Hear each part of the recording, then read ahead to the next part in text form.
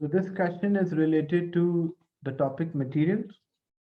As you can see in the figure, there's a guitar. Produce a sound by making a series of string vibrate.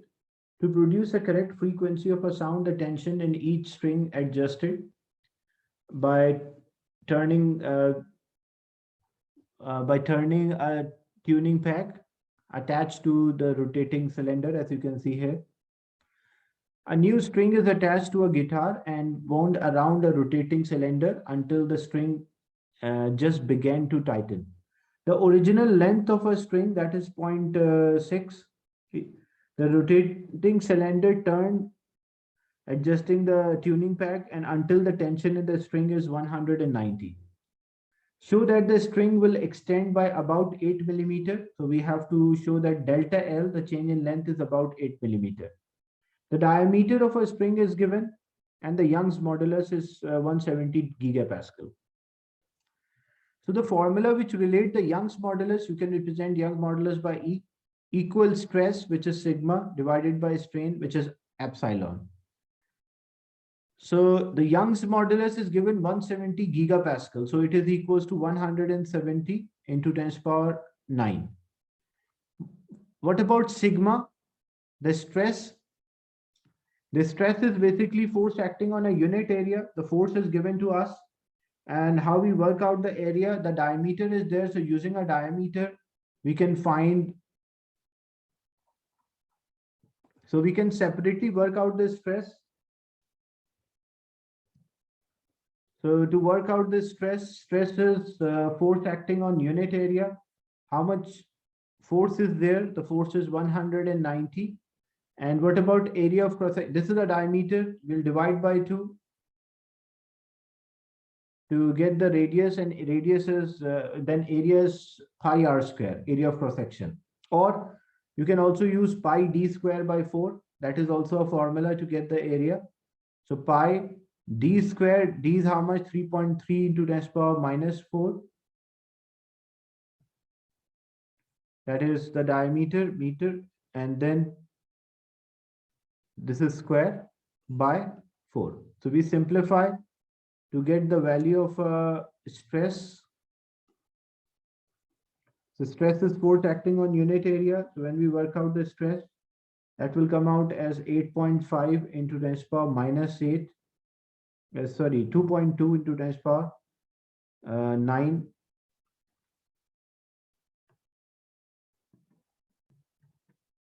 Pascal. So that is the stress. And what about strain? Strain is change in length over original length. So we have this formula, stress, which is 2.2 into 10 to the power 9 Pascal divided by strain. So first we cross multiply to get the strain. That will give us the value 2.2 into 10 to the power 9 divided by 170 10 to the power 9. And then what about the strain? Strain is change in length over original length. So it is delta L by L. So 2.2 into 10 to the power 9 and 170 into 10 to the power 9. And then what about original length? Original length they already mentioned, that is 0.6. This was their original length, that is 0.6 meters. So in place of L, we'll substitute 0.6. And after substituting the value of L, we'll get the value for change in length or delta L, which will come out 7.84 into 10 to the power minus 3 meter. But in the question they asked in millimeter. To convert into millimeter, we'll multiply by 1000. So when we multiply by 1000, that will be 7.84 millimeters.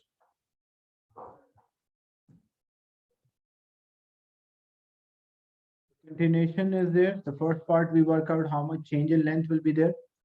The second part, rotating cylinder has a diameter of 9.2 into 10 to the power minus 3. Calculate the number of turns of rotating cylinder that are required to produce this extension. So how much extension we need? We need the extension is about 7.84 millimeter or 7.84 exponent minus 3.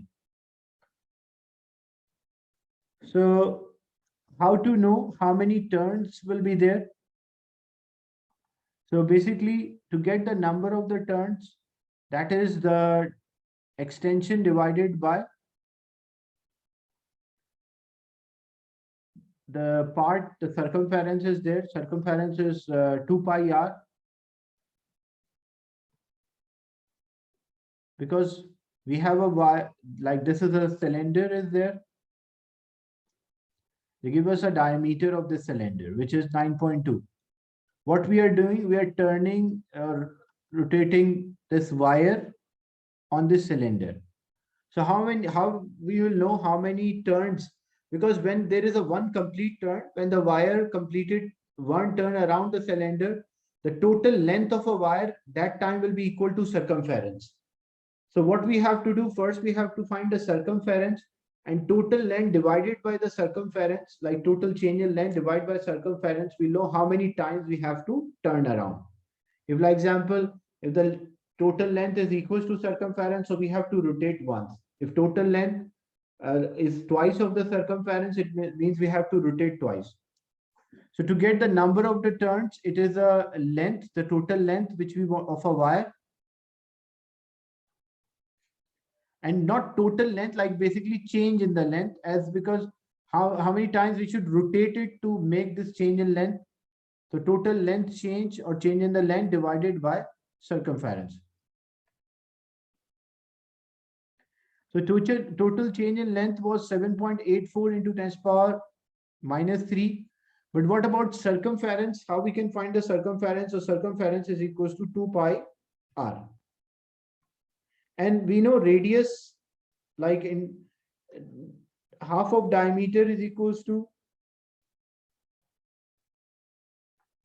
so radius is equals to half of diameter. So if I write in place of radius, if I write diameter, in terms of diameter, it will be d by 2. So 2 will cancel with 2.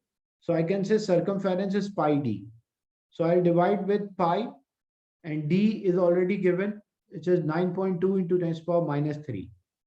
So when we divide these two numbers, we'll know how many turns. It will come out as 0.27. So it means we should just rotate about 0.27 turns.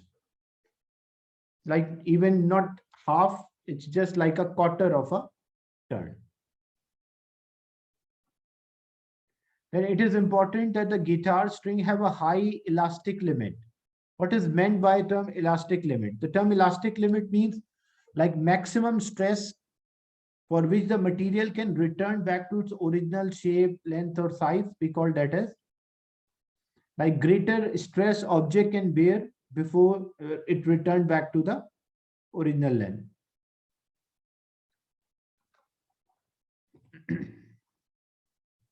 So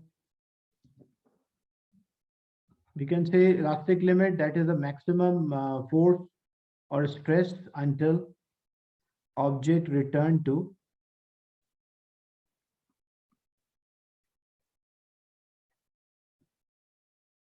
the original length.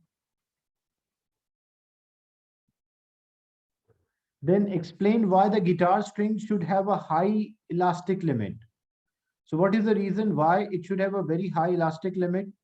Because what happened, so that we can apply a large, as already we mentioned, so we can apply a large stress or a large force can be applied. So the string of a guitar does not go out of the tune, because otherwise what will happen, if it deform permanently, if there's a plastic deformation, then it will go out from the string, because like when we are applying a force on a string and it completely deformed, so it won't be accurate. Like, so the guitar does not go out of the tune or to produce a sound of a same frequency each time when it is plucked.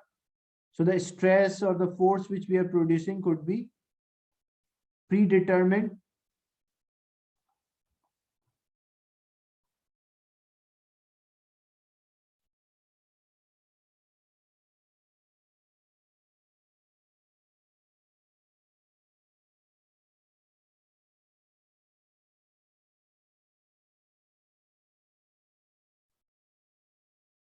So the answer here, why should have a large elastic limit so that greater stress can be applied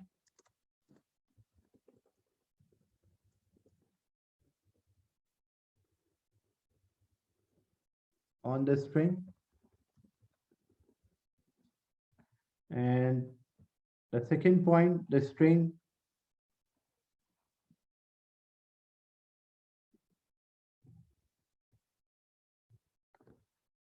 the wire or the string will not permanently deform. As a result, when it does not deform, so the guitar does not go out of the tune or produce the same frequency every time.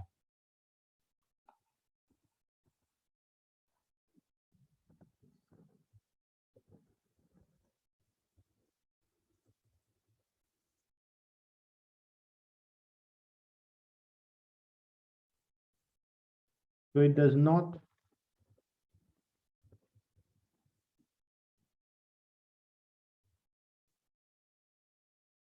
deform permanently, or we can say plastically. And as a result, what will happen if it does not? So it does not, so the guitar does not go out of the frequency, the string of a guitar